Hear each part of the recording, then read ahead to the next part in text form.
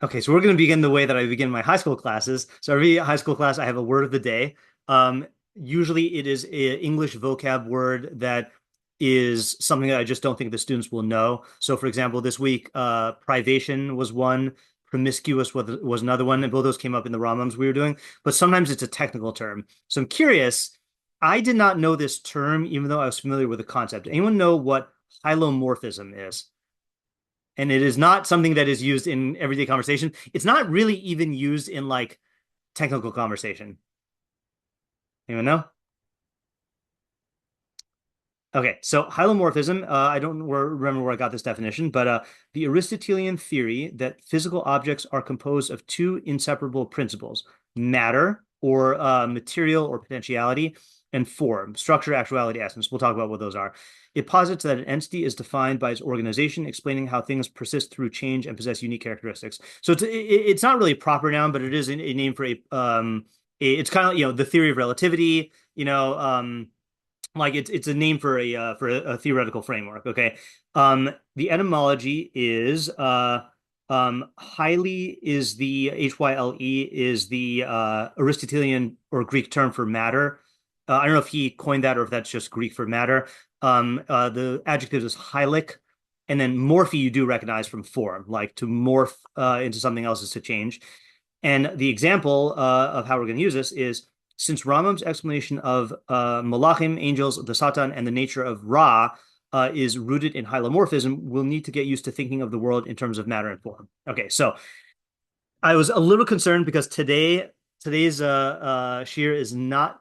I was worried it was not going to feel like learning Torah at all because in many respects it's not. This is really laying the groundwork for then what we are going to be spending the next couple months on. Next couple months, we're going to be going through the Rambam's chapters in the More Nevuchim, where he talks about the nature and cause of evil, what its relationship with God is, what the types of evil are, what the causes of evil are, what the purpose of the universe is, and to what extent can you answer that? What I'm trying to go in order here. What God can and can't do, what God can and can't know, what the theories of Hashgacha are, and then finally getting into his commentary on Iyov, which is in two chapters. So that's going to be the trajectory for these next next probably 2 months. Okay, but it's all built on an Aristotelian way of thinking about the world, and since this is not something that we're used to thinking about, we're going to devote an entire session to it, which is today. Okay, but what I want to do is I do want to ground it in two Torah sources, which is from the Rambam. Okay, in Hilchos Yesodei Torah, in the laws of the foundations of Torah, we read this when we first did angels. Actually, I think this is in response to a question from Vega. So Rambam says like this in Hilchos Yesodei Torah 2:3. This is the very beginning of his like introductory course on how to, on the universe. Okay, he says like this: Kol masha barach Kadosh Baruch Hu ba'olama. Everything that God created in His universe, nechlak l'shlosha chalakim, can be divided into three categories. Mehem bruim shehem mechubarim migolim v'tzura. Among them are creations that are composed of matter and form. Again, we're not going to define these now. That's what we're going to spend the whole time on. I just want to read it to like ground our intuition in, how the Rambam is approaching this. So there are creations that are composed of matter and form. V'hem nehevim v'nifsadim tamid, and they continually come into being and pass away. Kamo, for example, gufos adam, the bodies of humans, v'abhema, animals, v'atzmachim, and plants, v'matechos, and minerals. And by minerals, he means like inorganic, entities. Umehem, so that's category one. Umehem bruim shem mechubarim migolim v'tzura, about ina mishtanim miguf l'guf mitzura l'tzura. Among them are creations that are composed of matter and form, but do not change from body to body or from form to form like the former. Ella surasam kavua b'galmam la'olam ve'ina mishtanim kumo elu. Rather, their form remains fixed in their matter forever, and they do not change like these. V'him hagalgalim v'hakochavim shabem. These are these spheres, these celestial spheres, and the stars or planets within them. V'heim, V'in galmam kishar glumim v'lo tsurasam kishar tsuros. Their matter is not like other kinds of matter, nor is their form like other kinds of form. And then the last one is the one that we focused on last time, or in the last unit. Umehem bruim tsura below golem klau. Among them are creations that are form without matter at all. V'him hamalachim. Those are the angels. Shamalachim enam guf ugvia. Angels are not a body or corporeal substance. Alatsurus nifrados zomizo. Rather, they are forms separate from one another. Okay, now I'll point out. I think I said this very very early on. One of the huge difficulties in learning any of the Rishonim, almost without exception, on certain topics, is that they are operating in an Aristotelian framework. Okay, and even the ones who are, you could probably like chart them on a spectrum of the ones who are pro Aristotle or anti Aristotle. So, for example, on the pro Aristotle side, on the extreme side, you have like Ralbag and Ibn Kaspi, and then somewhat Aristotelian is the Rambam, and then like anti is like the Ramban, Kuzari. I think Kuzari, but even people like the Ramban and Kuzari are operating in an Aristotelian world. Aristotle had dominated thinking for over 1,000 years, and so even the ones who are arguing with his ideas are thinking about it in those terms. So, for example, if you find, we'll keep on losing people on Zoom. I don't know what's going on. I feel bad. But yeah, okay. For those who keep coming on and off on Zoom, if you need me to repeat anything, let me know. I don't know what's going on. Like multiple people are going on and off, but let me know. Um, I was gonna say that it'd be like today where like let's take the most anti-science people. Okay, let's take like the I don't know if there are subdivisions, but let's say within Haredim, like even Haredim will use the word gravity, right? Or they'll use the word like they're aware of like the fact that science goes in with a paradigm that there are elements, or that there's like they'll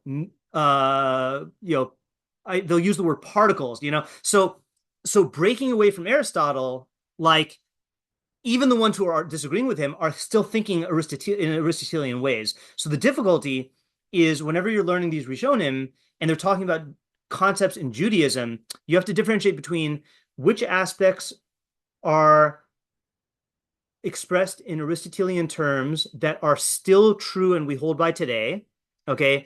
Which things are totally outdated Aristotelian concepts that we reject, and then which things are true concepts, but we don't think about them in Aristotelian terms anymore. Okay. And those are three categories, and it's very difficult to navigate. I wish we had a Rambam to write a modern Mor Nevuchim, not like Rav Kook's, but like a more modern Mor Nevuchim to like help us to sift out the someone actually one of my friends compared he used the term like microscopic brain surgery. Like you're dealing with the finest, one error here, you can lose an entire concept if you throw out the baby with the bathwater. But then other areas, you might like embrace a concept thinking that it's true, but it's really an outdated Aristotelian thing. So that's like the challenge that we're going to be sitting in for the next couple months. Okay.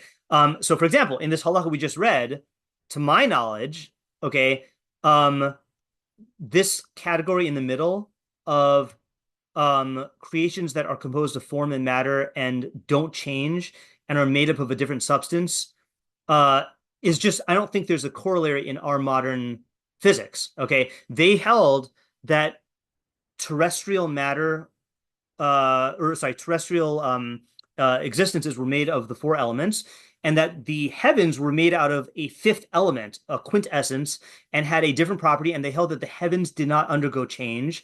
Whereas we go up to the moon and we see the moon is made out of the same stuff that we find on Earth, So like we chuck that idea, but we just got through a bunch of lessons talking about angels, and we did modernize a conception of angels that we can still hold by today. So like, that's the challenge that we're dealing with here. Okay. Any questions on that point about Aristotelian methodology?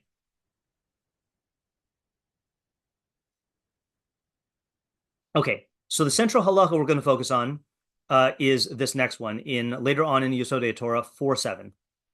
La'olam ein ata roe golem below tsura, o tsura below golem. You never see matter without form or form without matter. Ella, rather, Lev ha'adam, it is the mind of man, here Lev means mind, hu shemachalik haguf hanimtza b'da'ato, v'yodea shu mechubar migolem v'tsura. It is the human mind that divides the existing body in its thought and understands that it is composed of matter and form. V'yodea sheisham gufim shagolmam mechubar mi'arba yisodos. It knows that there are bodies whose matter is composed of the four elements. V'gufim shegolmam pashut ve'eno mechubar migolam acher, and bodies whose matter is simple and not composed of other matter. Vatsuros she'ein lahem golem einan nirin la'ayin. The forms that have no matter, those are the angels, are not visible to the eye. Ella be'ein halev hem yaduim. They are known in the eye of the mind's eye. Kamoshi yadanu adon hakol below re'iyas ayin. Just like we know the master of all without the seeing of the eye. So this line here of you never see matter without form or form without matter, but it's the mind of man that differentiates between the two. That is the line which I hope to end on today. Okay, if we're going to try to clarify this one line in the Rambam. Okay, so set aside the Rambam. We're going to now go into pure Aristotle. Okay, and there are two books that I'm going to be using to explain these concepts to you. And the goal here is not so much all the particulars. The goal is to try to train to get practice in well, so okay, goals are like this. Okay, let me actually list our goals here. Okay, so goals of today are one, to introduce you to hylomorphic thinking. Okay, two, I mean, think about things in terms of matter and form. To understand matter and form with the greatest clarity. And then three is to lay the groundwork for the Rambam's explanation of the Satan, which is our next major topic, and the nature of Ra. Those two topics are coming in hand in hand. Okay, so that's going to be our goals. Okay, so I'm aware that Aristotle has had a lot of thinkers and a lot of writers write about him, and I'm aware that there are differences in his schools of thought.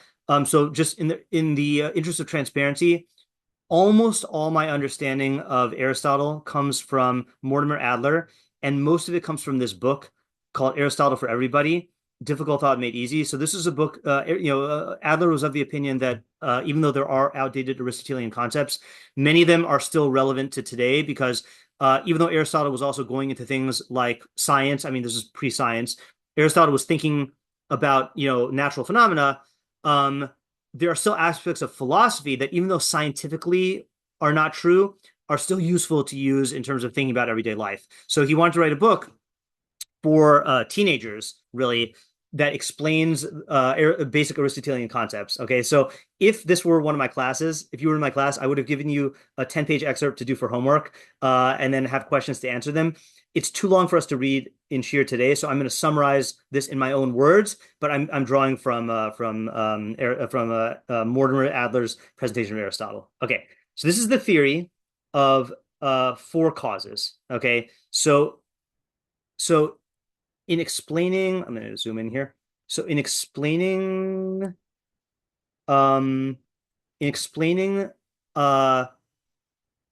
being and becoming, okay, meaning like what is the nature of existences and then how do they change? Aristotle posited that all physical phenomena have four causes, okay? And if you understand the four causes, then you completely understand the thing, okay? And they are the material cause, the formal cause, the efficient cause, and the final cause. Okay, the way he defines them are like this, okay? Material cause is what it is made of. Formal cause is what it is, or if you're talking about change, what it is made into.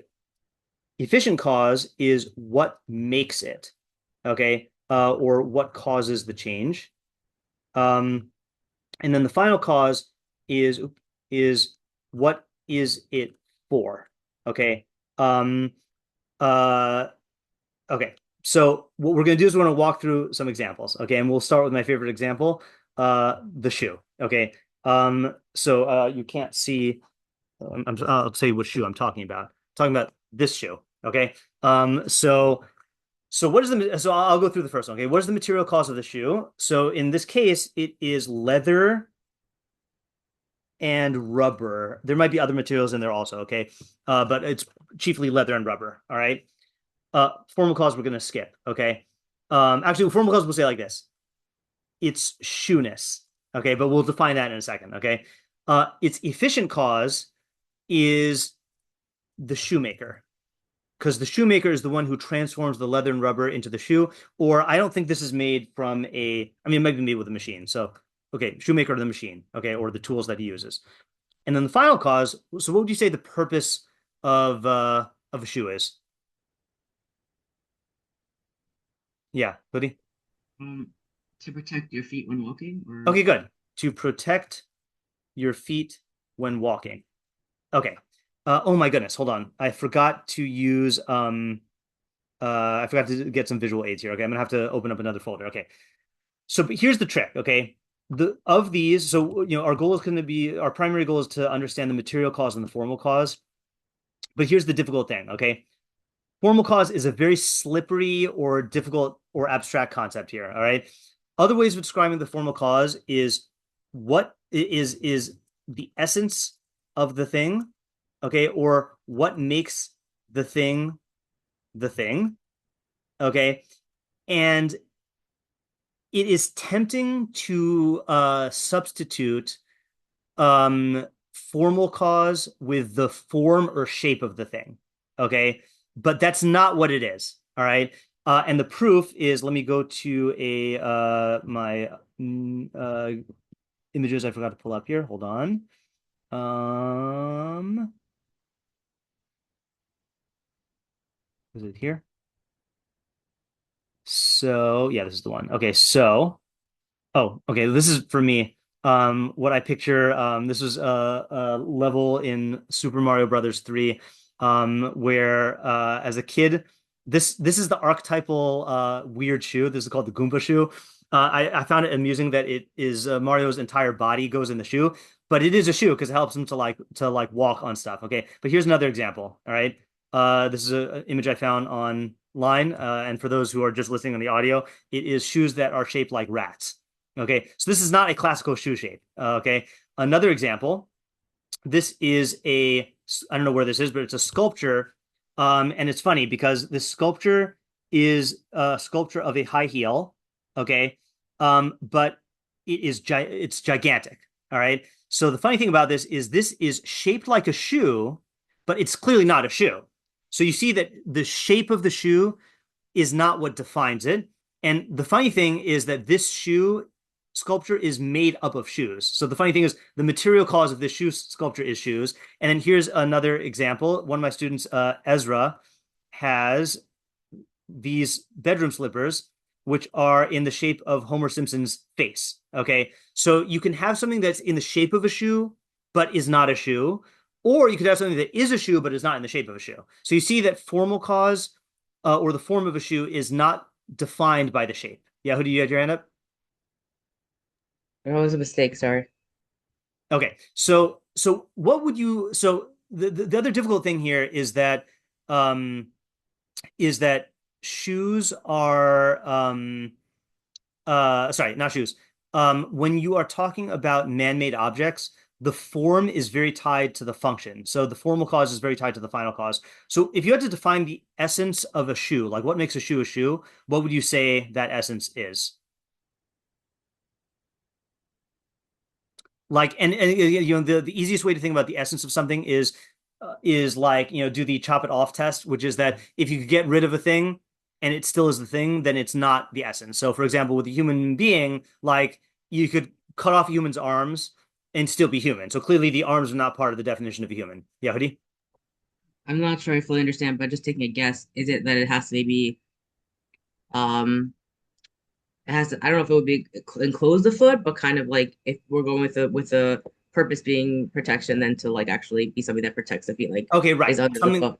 yeah, something like that, right? So let's call it this might be a weird word here, okay, but a wearable um receptacle receptacle receptacle receptacle. I knew there was an A in there somewhere. Receptacle um uh that that oh let me just go on. A wearable, I don't know if this is a word, podiatric, right? Like podiatrist, like foot receptacle that provides protection um, for the souls, right? I think those are the that's going to be the essence, right? So, for example, a and that's the thing also is that you cannot define the form visually. All right. So a leather shoe that I'm wearing looks very different from a high heel, which looks very different from a slipper, which looks very different from a I don't know what you call those Japanese uh wooden shoes that like are like a platform, that like that is supported by two horizontal planks. Yeah, hoodie. So just question in terms of, let's say, especially using the word receptacle, unless this is just semantic, but the question is if you had a way to slap on a protective sole, let's say a layer, right, on the bottom Right. of your shoe of your foot, Right. but it didn't have straps, it wasn't actually containing, would that still be considered a shoe? Right. So my similar question that I had is that and this might force us to define the formal clause slightly differently, but like if you had a padded sock, we don't call that a shoe, right? Like if you have like a sock with like padding on the bottom, we call it a sock. And so that's why maybe receptacle is like a it needs to be made more specific. And then certainly if you had a thing that you just like adhesive stick to the bottom of your foot, I don't think we would call that a shoe, right? But again, this is where we get into debate. This is where the formal cause is very difficult to define. And when you're talking about man-made objects, there is an element of convention in it where like because we all call this a shoe, then it's a shoe.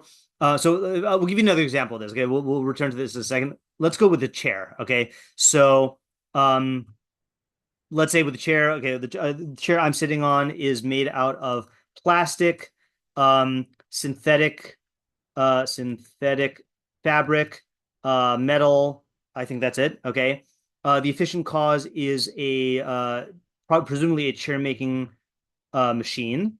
Okay. The final cause is for sitting. Okay, but what would you say is the definition? What is chairness? What is the essence of a chair? What makes a chair a chair? Classic philosophical question. And I'll say I did have debates with my students about this. Yeah, hoodie. So something that supports you when you're in a sitting position? Okay, so let's start with that. Okay, so um a I'm gonna use the word furniture. Okay, that supports you in a sitting position. Okay, anyone have a different definition of chair? I just want to get yeah, Ella. I think I would add like elevated platform. Okay, I was thinking the same thing. Okay, right. So uh an elevated platform that supports you in a sitting position. Yeah, hoodie. No, I didn't realize you're going to finish that supports you in a sitting position because I was just going to say, then how does that differentiate from like a bed or a Okay, yeah. table? Yeah, right, right. So an elevated platform that provides, let's say that provides support for the human body in a sitting position. We had some debate with my students about whether the back of a chair is part of the definition. I think you can have a chair without a back. Okay, like they have those kitchen chairs that I find sometimes annoying, where it's just like I feel like I like a back, but like you ever seen those ones with like the little slope that like now you could say, well, that's a stool, that's not a chair, or we had another debate about whether a beanbag chair is a chair. So someone said just because you call it a chair doesn't mean it's a chair. Really is a beanbag chair is a form of bed, But I think Ayala's point about it has to be elevated. I feel like if you had a chair on the ground, I don't know if you call it a chair. I think you call it a seat, maybe, but it's not really a chair. Chair, there is some sense of elevation for a chair, and you see that's kind of reflected in halacha about like, not sitting in a chair. I don't know what the actual halachas are, but not sitting in a chair, and you have people who sit in the low to the ground chairs. There's a certain like lowness where like you could say it's not really a chair, it's just like an elevated seat, Yeah. Okay. So again, my goal is not the details here. My goal is for you to think about what makes the thing the thing. Okay. Now we're going to jump to a very complicated example. Oh, yeah. Okay. A spider.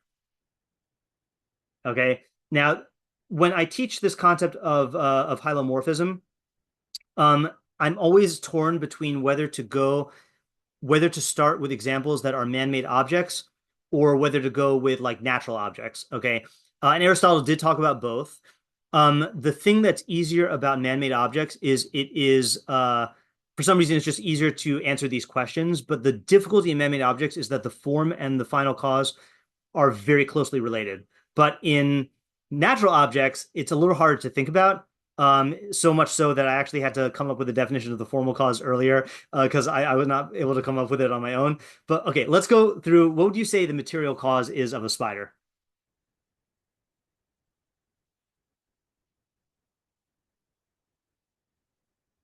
Yeah, Hoodie. Having 8 legs. Okay, so 8 legs is an interesting thing because I'd say that that's part of the formal cause. Okay, about what the spider is, but what is it made of? Yeah, Tamar? Yeah, I realize I don't know exactly what it's made of, but like organic material. Okay, good. Let's start with Yeah. that. Okay, organic matter. Okay, so you could say like and you could see we'll go into this in a second, but you could always also with material you could go um deeper and deeper and deeper into dividing it up. So organic matter is the general category, but you could divide that into like um tissue. I don't know what spider's exoskeleton stuff is made of. I don't know. I don't think it's cartilage or whatever. Okay. I don't know enough about spiders. Okay. Anyway, now what is the efficient cause of a spider? Now again, efficient cause is what makes the stuff into the thing. Okay. So what would you say makes organic matter into a spider? Yeah, Ayala. Maybe the laws of physics, Erica. Okay. Okay, good. So here too, you can go at different levels of efficient causality. Okay, so you can say, for example, what is the ultimate efficient cause is God. Okay, but then you could say like laws of nature, but you can also go more specific and say um, DNA, right? DNA is the instructions that will determine what becomes the spider's eyes and what becomes the spider's legs and all this other stuff. You could also just say, mommy and daddy spider. Okay. So again, different levels of you can go at different levels of specificity. Okay. Now, this one is a little controversial because this is something that we do not think of in modern science. Modern science, so one of the areas that modern science differs from Aristotelian science is Aristotelian science was teleological, that it was all based on the assumption that natural existences had purposes they were trying to achieve. We modern scientists don't think of things in terms of purpose, okay, except in very limited ways. But if you had to say what is the purpose of a spider, what would you say it is? Like if you were like look at what spiders do and say what their purpose is. Yeah, Hoodie. Some form of like population control, other bugs. Mm. Okay, so for us, maybe population control, right, of like bugs and stuff. But let's say like in nature, let's say like not from the standpoint of man. Like if you were an alien, let's do the Richard Feynman alien test. You're an alien and you come down to Earth and you study these spiders, and you're like, what are they for? What would you say just based on observing their function? Yeah, tomorrow. I think this is probably broader than what you're saying, but they like live and support their own life and they continue their species. Okay, good. That's what I say as well. Okay, right. Survival and reproduction. Okay. Okay. So and they do other stuff in particular, but like that seems to be the chief like what do we see all spiders doing in all eras at all times is surviving and reproducing. Okay, that's like and everything that they're doing is like geared towards that end, right? Like everything, every a spider's capacity to like spin webs and catch flies is geared towards its survival. Its ability to lay eggs is geared towards its reproduction. So I think everything that the spider does can be fit into that category. Now, this is the hard one. Anyone want to try to define what makes a spider a spider? So the 8 legs, I think, is a good start, right? Because I think all spiders have 8 legs, and that's why a daddy long legs apparently is not a real spider. It's an insect. Yeah, Hoodie. Also, the ability to produce like webbing, like to Okay, make a good. web. Ability to produce webs. Okay, good. Again, I'm not an arachnologist. I don't know if that's how I say it. Yeah, Hoodie. I mean, to me, it's funny because I would think actually like because of science that really does not necessarily, I don't know, maybe there are people who sit there categorizing what a chair is, but there's definitely like loads of people who are sitting there specifically defining what physical characteristics and or abilities make a spider a spider. So Correct. it actually should be easier to find the formal Yeah, because right, right. there's also like So how many eyes it has and where it's placed and like the like exactly. everything is. So this is something that reveals a limitation, oh, sorry, a feature or a bug of Aristotelian thinking, which is that Aristotle thought that he was when he was defining the formal cause of something, he thought he was like getting at the true essence, but like since Aristotle, we've come up with different taxology schemes or taxonomy schemes of like different ways to define things, and the way we define things nowadays, I think, is based on DNA. Also, the more species we discover, the more we like create different like kingdoms and phyla and all this other stuff. So I cheated. I did ask Claude, how would Aristotle, or how would we define a spider based on what we know about spiders now, but in Aristotelian terms? So again, I don't know if this is true. An eight-legged arthropod, don't know what that is, whose form is constituted by the capacity to produce silk and to perceive and capture prey through a body organized around that capacity. Okay.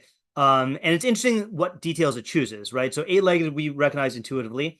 Producing silk is like what he was saying with webs. And I think the reason why it doesn't say spinning webs is I don't think all spiders spin webs, but they all produce silk. So for example, I might be wrong here, but I thought a trapdoor spider does not trap its prey with a web, but it does line its burrow with silk. Okay. And then perceiving and capturing prey is interesting because not all things that capture prey perceive it, right? So again, don't jump on me if I'm not a botanist, but like I don't think oh, actually maybe this is wrong. I guess it depends on how you define perceive. But let's say, like I was gonna say, a Venus flytrap does not see its prey. There's just a reaction that comes from the contact. So I don't think we would say that it perceives stuff unless you define that contact as perception. Okay. So anyway, but again, the goal is not the particulars here. The goal is understanding what the just how to think about these concepts here. I want to do one more example, and we don't even need to do all of this, which is an acorn. Okay, so let's just say, let's just do the same things for everything else. Okay, organic matter is the material cause, efficient cause DNA, survival and reproduction. But what is the form of an acorn? What makes an acorn an acorn? And this is a nuance in the definition. And I'll give you a hint, okay? It's not its acornness. Yeah, hoodie? Is it what tree it comes from? Yes. So it's interesting. It is, yeah, what were you gonna say, Tamar? Because maybe it has to be able to become a tree. Yes. Okay, good. So it's oakness, okay?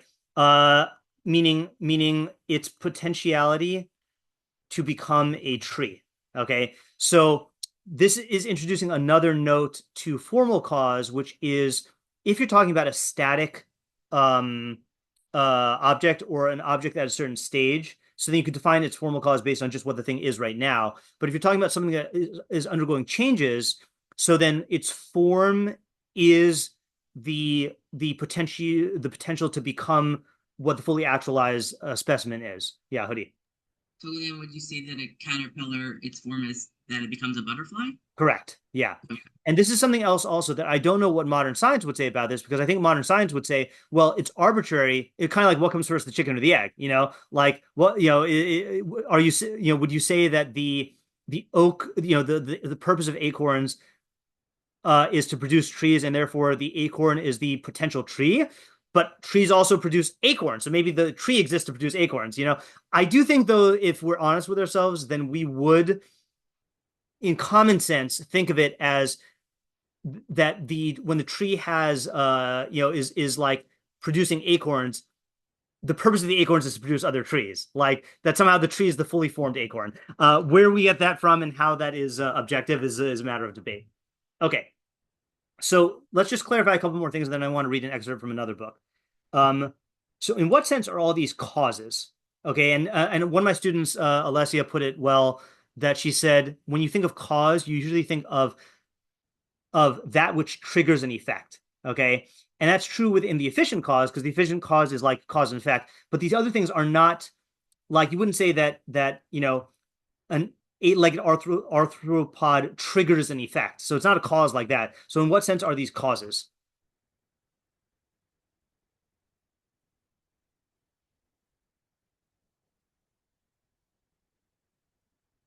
Yeah, Tamar? This might just be circular, I'm not sure, but they're like logically prior. Okay, that is true. They are logically prior. Um, that is true. I also don't know if that I don't know if that's circular either, but I like that answer. No one has said that yet. Yeah, Ayala.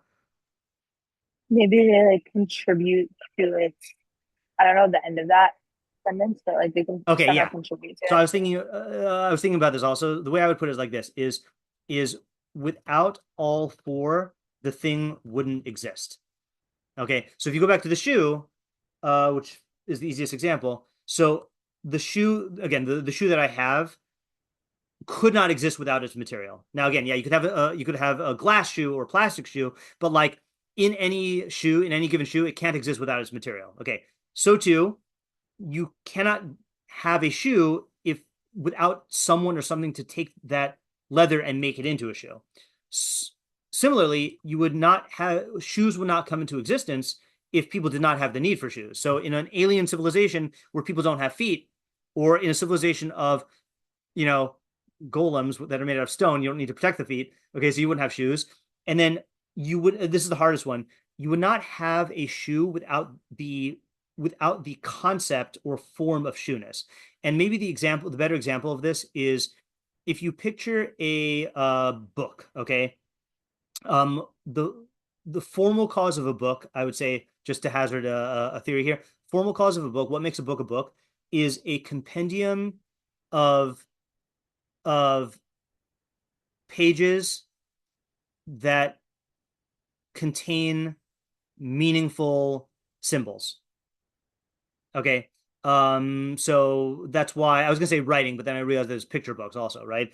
So in a society, let's say you had a society or an alien civilization where there was no such thing as language, or where the creatures could not see. So there would be no concept of books, and to them, there'd be no difference between a book that has intelligible writing on it and a book that has gobbledygook on it. It would just be like, whereas we would say that one is a book and the other one's just like, something that is like the form of a book or whatever, but it doesn't actually have it. So without the concept, then the thing couldn't exist. Okay, so that is the causes, and then one more question just to clarify the final cause. Okay, meaning the purpose. Okay, there's something weird about final cause that, like, I don't know, I can't express what makes that sound weird, but like, why do we call the purpose the final cause? In what sense is it final? And again, you could have different answers. I'm just curious what you guys say.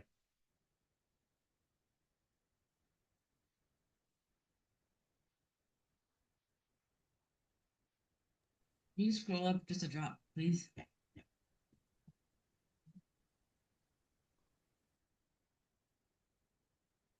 No, sorry, further to something material, like the chair.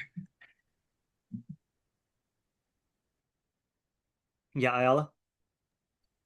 Maybe it's like what all the other causes are like bringing it to Okay, good, ultimately. good. Yeah, okay, good. So the way, and I'm just going to put it in terms that are more synonymous, which is that we speak of means and end, okay, and all like other causes are means to this end, which is the purpose. Okay.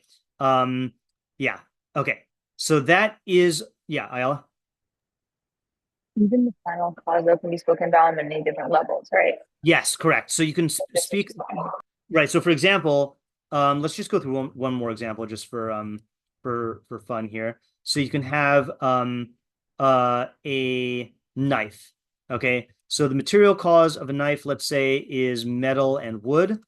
The formal cause, uh, what would you say the formal cause of a knife is? Yeah, hoodie. No, I need to wait. I have something Oh, after. okay. Anyone want to venture what a formal cause of a knife is? I guess its ability to cut things. Okay, so I think so two questions on that. Okay, that's how I would have also initially gone. I think though that let's say a sword is also a blade that cuts things, but is not a knife. And I also think that not all knives cut. So for example, I mean, arguably, a butter knife, I guess you could say it cuts butter. But yeah, okay, so cut is fine. Yeah, yeah. So let's say a flat edge attached to a handle that can be held in one hand, something like that. Okay. And then efficient cause is the knife maker or machine. And then final cause is cutting. Now, reason why I want to go to this example is Ayala said, you can have a hierarchy of final causes. So here's the thing: is the final cause of the knife is cutting, okay? But the thing is that the cutting, it could be for another purpose. So the cutting could be to facilitate eating, or it could be to carve wood, and the carving of wood could be to produce art, and the production of art could be for money. But we still speak of it in terms of cutting because the local final cause of the thing still has meaning. And then also, not all knives are for cutting, but not all knives are for cutting for the same reason. So if all knives were for cutting food, then what we would say is the final cause of a knife is cutting food. But since it's not, we just say it's cutting. Yeah, Hoodie, did you still have a question? I kind of still want to say it, but I'm honestly not sure if it means anything at this point. But my thought was just in addition to final being final because everything leads up to it. Yeah, Also, like you said earlier, if we didn't have this final need, like the purpose of it didn't exist, there would be no point in it coming into being. So it's like right. the final determination, the final determiner of the thing Okay, even that's good existing. also. Right. That's true. That is true. And that is the thing that yeah, that determines everything else. Okay, so what we're gonna do now is for the last part of the second half of this shiur. Again, I also want to stop at 12:15 if possible. Um, is there is the best. So the Adler book that I showed you earlier is the simplest book on that goes through this concept. The most thorough book, which I still have not finished, is this book called The Hungry Soul and the Eating and the Perfecting of Our Nature by Leon Kass. So Leon Kass is uh, a doctor and a bioethicist who's also a philosopher. He's actually written commentaries on the Torah, which are very good. This book I have that I recommend called The Beginning of Wisdom, reading Genesis, and then he wrote one on Shemos called Founding God's Nation. Um, in this book, though, he is trying to show that Aristotelian thinking is not outdated and that it's actually still very useful for thinking about stuff and today. And he chooses to write about food as the example. Okay, so we're gonna read through some excerpts, and this is difficult reading. I did not assign this to my students, but it's the kind of difficult reading where it's very dense but also very clear. So what I want to do is I want to read through this and then just get additional notes on material and form, and then when we're done with this, we'll have enough to then lay the groundwork for the Rambam, and then we'll conclude by going back to the original Rambam. Okay, and again, interrupt me with questions if you have it. Okay, so some of this will cover ground that we've already covered just now. So he says like this, and the paragraphs are long. Okay. Every tangible object or being, this is on page 34, 35, I mean, every tangible object or being, whether of natural origin or made by human beings, both is something and is made out of something. Provisionally, let us call the latter its material and the former its form. Now, he uses the term material instead of matter because he's going to reserve matter for a very specific kind of material. But for our purposes, I use it interchangeably, material and matter and material cause, and then formal cause, and okay. Provisionally, let us call the latter its material and the former its form. Form and material are, in the first instance, relative and correlative terms. Form is the something made of certain materials. Materials are, as materials, materials of and for the thing as formed. In fact, to be material means to be potential, to be able to receive a certain form or forms, to be capable of being worked on by some process or operation that would transform it. And again, we don't think about these words very much, but transform means to take material and change its form. So that's what it means to transform something. That is, form it into something whose material it then becomes. Wood is by itself just wood. Marble is marble. Cholesterol is cholesterol. But marble becomes also material for Michelangelo only because and when its capacity to be the marble David or Moses is realized through the workings of a sculptor's hand. And cholesterol becomes material for a cholesterol-requiring organism when its capacity to interact intimately with other membrane materials is realized as it is incorporated by the organism as a component of its living cell membrane. Without ceasing altogether to be or to manifest properties of marble or cholesterol, these things are transformed and altered by their subordination to the activity of information. The materials, though following their own nature, are at the same time constrained by their new arrangements, which constitute a nature of a higher order. Okay, so I'm going to break this down into additional points here just for discussion. And if you have either questions on these points or if you see other points that I'm not covering that are worth bringing out, then let's do that. To me, the major point here is that there is a relationship between material / potentiality and form / actuality. Okay, and I'll say the more material something is, the more potential it has, and the less actual form it has. Okay. Conversely, the more formed something is, the less potential it has, and the more actualized it is. And I'll give you two examples. Example number one is a lump of clay can be made into many different shapes. Okay. Sorry, I should say has the potential to be made into many different shapes. Okay. But once you start forming it in a specific way, it loses that potential. Okay. And when I say loses, it does not, if clay is still malleable, it doesn't lose it permanently. But insofar as you have clay that is shaped as a bust of George Washington, it cannot also be a bird, so it's lost that potential. Okay. Example two, actually, I'll do three examples. Okay.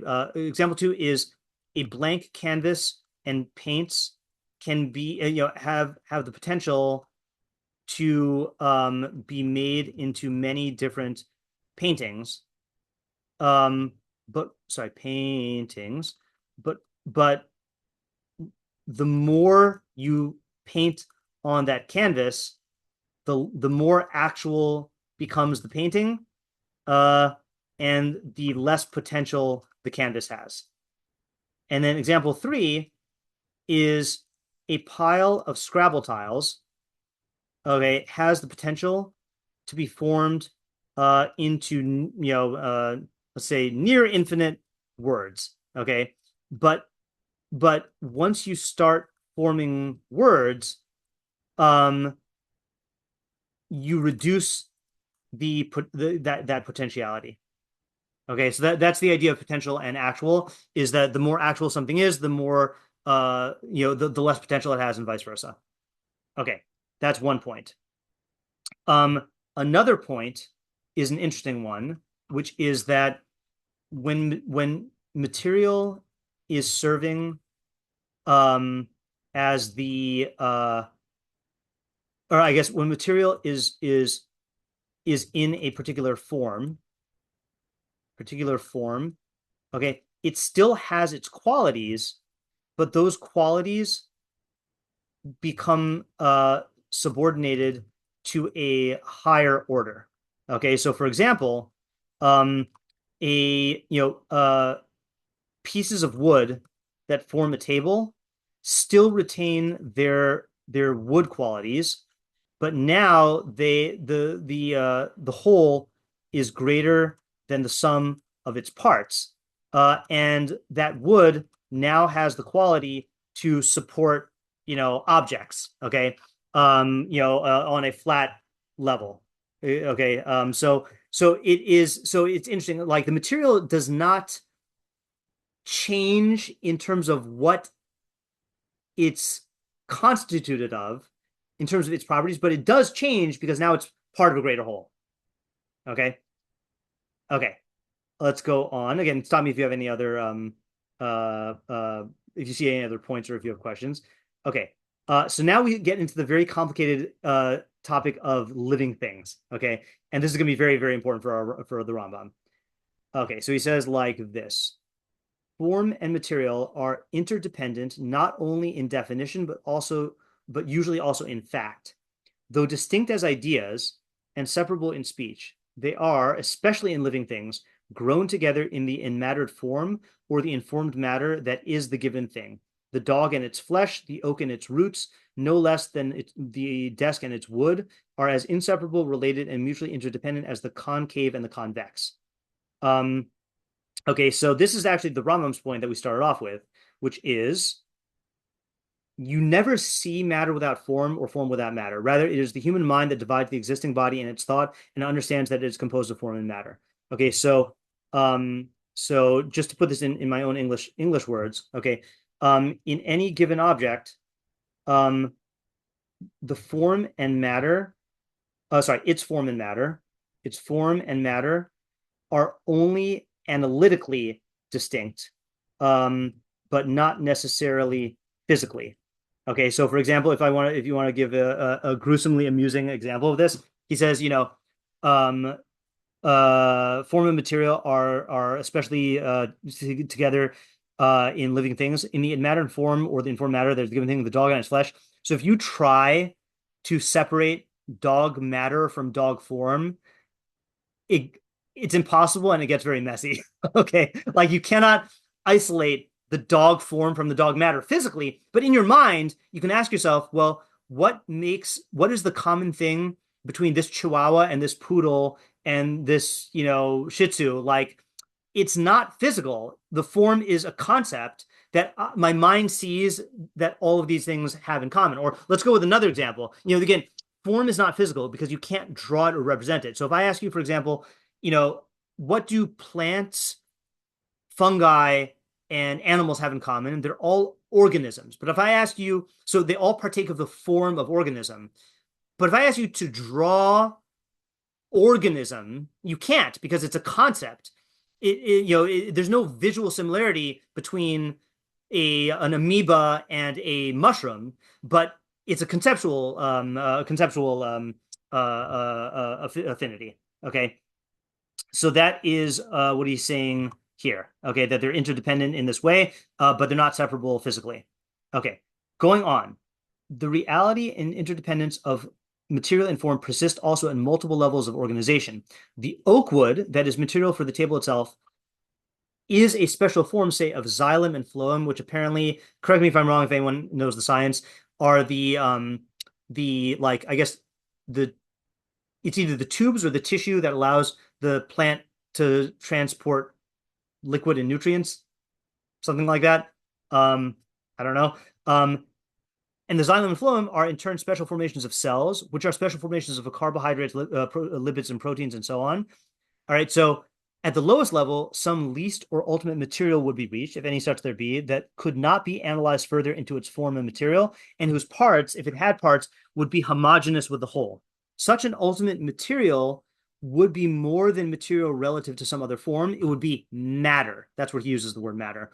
It is, of course, one of the aspirations of a corporealist science to explain the formation, organization, and workings of all complex wholes in terms of the dispositions, motions, and interactions of their parts or materials, and ultimately of such ultimate matter. Form on such an account would be at all levels but an accident, or at most a result of the necessitated bumpings and joinings in stages of the ultimate matter. It is this view which we are here challenging. Okay, so a couple points here. One point is that form and matter can exist in hierarchies. Okay, each substance, that is a combination of form and matter, okay, can itself serve as matter to a higher form. Okay, and so on up and down the hierarchy. Okay, and I think that example with the wood is good. So just to talk it out again, you have a wooden table.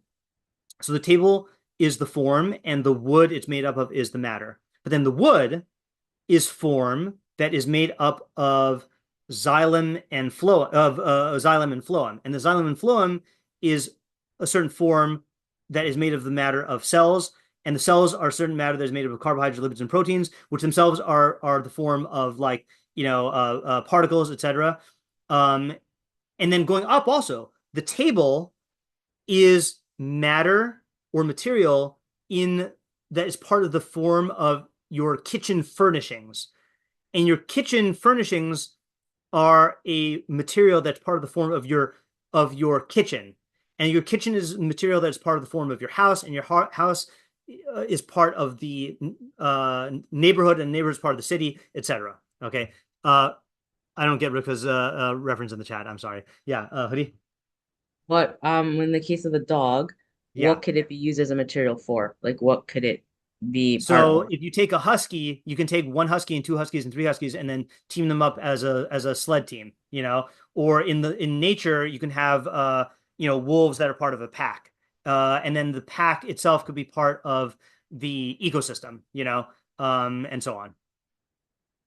Yeah. Okay. The other point he's making here is the lowest level of material we might call matter, which can't be broken down into further form and matter. Okay, and the Rambam had this category also. The Rambam called it the elements. Okay, I hold that elements can be broken down into further parts. So last I checked, I don't know if this is true. Is nowadays this is either I'm not a physicist. I don't know if this is true. This is either string for string theory or quantum foam, or according to quantum foam theory, or according to Tamar's grandfather, waves. I think, right? So we don't really know what those are, but you could not break that down to further form and material, because then you could break that down. So there's going to be a certain underlying stuff that physicality is made out of. Okay. Going on. Okay, now comes my favorite part. Okay, this is his definition of form, which I love. I can't explain why I love it, but I bolded it. That's how much I love it. If material is material relative to a form, then what then is a form? Form is often connected with shape and figure, but when we think of form with regard to living beings, we mean more than shape or figure, and more than an aggregate of corporeal parts. A pile of rocks has shape but not form. It is a heap, not a whole. Form, now here's the definition. Form is what makes a being a unity and a whole in the world and through time. Form is that order or ordering that makes a one of the many components, giving it an integrity which the components by themselves do not have. It is, I confess, extremely difficult to say just what this unifier is, if it is a distinct what.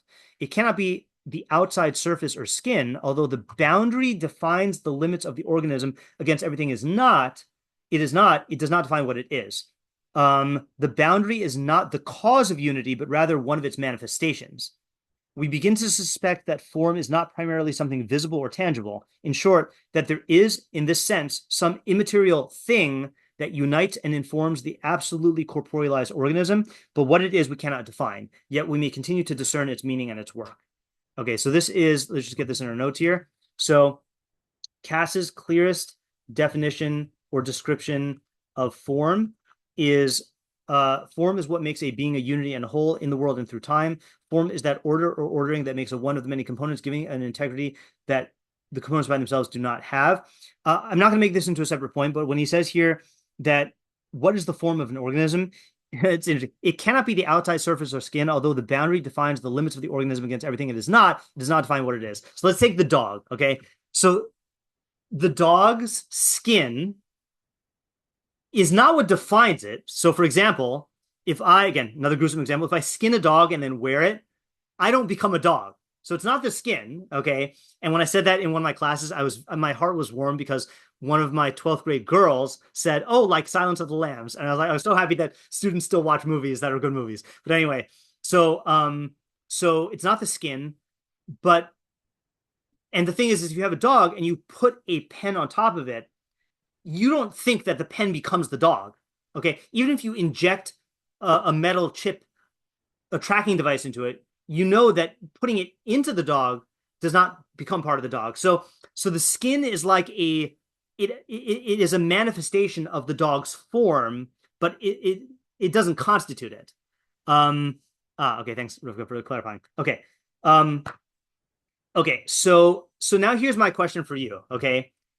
Is form physical or non-physical?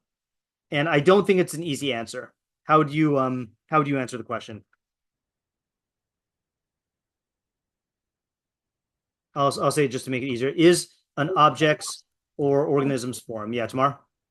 Yeah, sorry, I'm driving, but Sure. yeah, I was thinking that maybe it's not physical, but it's related to the physical. It's exactly how I was going to answer it. Exact words. Okay. It's not physical, but it is related to the physical. Okay. And I'm going to give an example to illustrate this. Is if you take a pile of Legos in a Lego set, okay, and then you assemble it according to the instructions, okay, how would you characterize, the nature of the change you've made? Okay, so on the one hand, the change is not physical in the sense that all the bricks remained the same. Okay, same mass, weight, shapes, etc. Okay, so and you didn't add or take away from them. Okay, so on the other hand, you did do something physical with them by configuring them into a particular arrangement. Okay, and that arrangement is what makes them built, right? So whereas other arrangements wouldn't. So in other words, again, we're using the example here where you're trying to assemble this in according to the manufacturer's specifications. So like if I'm missing a piece, so it's not fully formed, or if I put it together in my own creative way, I'm not forming the thing. But like once I get the material into that form, so then this quality of form has fully emerged. So I think like what Tamar said is perfect. Is form is expressed through the physical or related to the physical or manifest in the physical, but it itself is not physical because you didn't actually change anything physical about the bricks. It's not material. Let's put it that way. So that's the tricky thing about form. Okay, and then similarly, okay, is another example. As I said before, the form of a shoe is not synonymous with its shape or appearance. Okay, it's conceptual. All right. Ditto for organism, for shape. I guess the concept of shape, etc. Okay, so these are not physical attributes. They're non-physical, but they're non-physical attributes of the physical. Okay. Okay. Okay. He goes on. Here's our. I think we have a few more paragraphs here. I want to get this as clear as possible. This next part I actually did not have my students read, but I want to read it here because it might add clarity for us. Form provides not only unity but also specificity and identity. Each being is both a particular one, that is a singular whole being distinct from all others, and also a particular one of a particular species or kind. Although form is more than its visible aspect, these unifying and specifying properties of form are immediately evident in an organism's surface, appearance, or gestalt. Gestalt's like the unified impression you get of the whole thing. Both the hidden ground of its unity and the distinctive character of its being are attested to by its visible looks. Indeed, the word looks has been suggested by the late Jacob Klein as the best translation of the Greek word eidos, central to the thought of Plato and Aristotle, which is usually translated as form, idea, or species. Eidos is derived from a root meaning to see. Looks preserves the etymological insight that both the fact of a thing's wholeness and, more importantly, the distinctive kind of whole that it is are generally evident in its visible appearance. The invisible looks or form or nature of an organism is announced eidetically in the language of visibility. Indeed, our word species, from the Latin species, again, literally looks, also carries this double sense of form as contrasted with its own material, form as a distinctive kind contrasted with other kinds. So his point here being that even though form is not synonymous with appearance, we do discern that unity on some level via its appearance. Okay, like we see it as a one thing distinct from others. Okay, so it is, again, it's weird. Its looks are a symptom of its form, but they don't constitute the form. And again, you could take a person and change their visible appearance, but it still is them. Okay, going on. Oh yeah, hold on just 1 second here. Mm, okay. Yeah. This way of approaching animal forms accords well with our ordinary, that is, pre-scientific experience of the world. It also fits with human speech, which acknowledges the manifest species character of animal form by the use of general nouns as lion, tiger, cardinal, or eagle. Despite what some critics may say, this recognition of species does not commit us to so-called typological thinking, to a belief in the permanence of species, or to any particular ontological teaching regarding form. In such ordinary speech, we do no more than acknowledge what any healthy rabbit recognizes, without metaphysical prejudice and without deception attributable to language and its reliance on general nouns, when it flees from all hounds, finds all carrots to its taste, and mates only with other rabbits. Not philosophers, but living nature is responsible for the existence of natural kinds, distinctively and recognizably formed after their kind. Okay, so that, I think it's a beautiful example here. He's saying that do not think that talking about natural forms commits us to believing in the, ontologically, ontologically separate, immaterial existence of forms, or the permanence of species, or anything like that. Okay. Those who know Plato will recognize that he held that there was such a thing as like the world of forms, that forms have an independent existence from the actual things, whereas Aristotle held that forms exist in physical things. And also, when I've brought this up to students who are like biologically knowledgeable, they'll say like, well, doesn't evolution prove that there's no such thing as a species, as the form of a dog? Because dogs are gradually evolving over, millions of years. So what he's saying again is like, you can say all that, but like every rabbit flees from every hound and eats every carrot. So you see that there is some level where even non-thinking animals recognize, a hound as distinct from a cat, or a carrot as distinct from a plastic carrot, and maybe it needs to like chew on it to realize it's not a carrot, but like there is a these things do exist in nature, and so our everyday experience with these things is does relate to a certain reality, even if it's not like the way that biologists categorize things. Okay, a few more points and then we'll wrap it up for today. Living things are not only visibly ordered, they are also internally organized. Organization, literally the division of the whole into instrumentally active parts. The word organ means instrument or tool, and organization means the coordination of the condition of systematic coordination of distinct instrumental parts or organs, is in a sense the distinctive form of organism. Organs, so there's what makes an organism, it's organization. Okay, it's internal organization. Organs are genuine and heterogeneous parts, each with useful activities crucial to the life of the organism as a whole. One organ breaks up food, another pumps nutrient-carrying blood throughout the body, a third filters the blood of toxic waste. Some organs of sense help locate the food, other organs of motion help capture it. Each organ in its own way contributes something useful to the whole. Indeed, the very being and meaning of an organ is always given by its relation to the whole of which it is a useful part. To be useful is necessarily to be useful to something or someone, in this case, to the whole organism. Utility, like the things that are useful, is a subordinate and subservient matter, always pointing to something that is being served. Yeah. So the main point here being that the form of an organism is its internal organization. The fact that it has multiple parts, each with a different function, that harmoniously serve the whole. Okay, so that is what makes an organism an organism. Okay, going on. To be complex, sorry, to be sure, complex machines also have organization and comprise organs. But one of the chief differences between an organism and a machine is that organisms are self-organizing. This is a sharp point here. They're organized, that is, they acquire their organs developmentally and from within, realizing an innate plan or program. There's a second chief difference. The organized machine serves its owner. The organized animal, to begin with, serves itself. Okay, so the organization, sorry, machines and organisms both have organization, but there's a difference.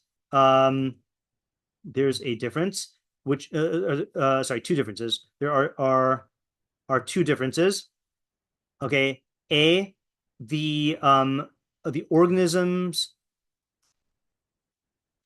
organization comes innately from within, and then B, the organism's organization serves itself. Okay, it doesn't exist for something else's utility. Okay, last point here. Oh yeah, almost at the last point. Some animals are, of course, more highly formed, that is, intricately organized than others. It is sometimes difficult, all the more so in lower organisms, to discern the boundary between one organ and another, and organs often have or can acquire more than one useful function. Yet organization, the special and coordinated arrangements of the necessary material with the coincident emergence of new powers or capacities and new activities or functions, is an indisputable fact. And it is also a fact that many, if not all, of the interesting vital powers and activities of any organism depend absolutely on the arrangement of the suitable materials rather than on the materials alone. Okay, fine. Skip that point. Okay, last point. Our frequent references to animal activity remind us that in living things, form is not a static notion. The looks of animals are often mobile, like the mobile animals that bear them, and the motions of the looks are generally recognizable and true to form. Most fundamentally, living form is generally functioning form or organization. That is, form in its work or activity. To be a something, to be a particular animal in the full sense, is to be that animal at work. Really, to be a squirrel means to be actively engaged in the constellation of activities we can call squirreling. The true squirrel is a bushy-tailed fellow who not only looks but also acts like a squirrel, who leaps through trees with a great daring, who gathers berries, covers, but later uncovers and recovers his acorns, who perches out on a limb, cracking his nuts, sniffing the air for smells of danger, alert, cautious, with his tail beating rhythmically, who chatters and plays and courts and mates, and rears his young in large, improbable-looking homes at the tops of trees, who fights with vigor and forges with cunning, who shows spiritedness, even anger, and more prudence than many human beings. The dead squirrel, or the sleeping squirrel, or the squirrel in utero do not fully manifest the squirrel form. So that's his last point, which is the forms of living creatures are not static but dynamic and manifest themselves in a number. I like the constellation in a constellation of characteristic behaviors and qualities. Okay. So what remains to think about, we're not going to do this at the beginning of next time, is the form of a human being. Okay. And how that relates to our development and such. But to return, as I promised at the very beginning, we now know what the Rambam means when he says, you never see matter without form or form without matter. Rather, it is the human mind that divides the existing body in its thought and understands that it is composed of matter and form. And forms that, okay, fine. So in other words, everything we see is form and matter, but it's not a physical distinction. It's something that exists in the mind. And now we have the groundwork for the next chapter, next part, which is to understand the Rambam's theory of Ra and what the Satan is. Okay. So again, I don't apologize that this was not so Torah heavy. This is what the Rambam is presupposing that his readers of the more Nevuchim are already familiar with, because the reason why they're Nevuchim is because they were immersed in Aristotle, and we don't have that, so we had to artificially immerse ourselves in Aristotle to get to this point. Okay, that is the preparation for next time. Thanks for coming. And if you have further questions, feel free to ask them in the chat so that I can either address them at the beginning of the next class or address them in the chat. And next week should be on, and the agenda is going to be to understand Ra according to the Rambam, or to start. Okay, have a good Shabbos. Thanks for coming. Thank you. Thank Good you. job. Bye.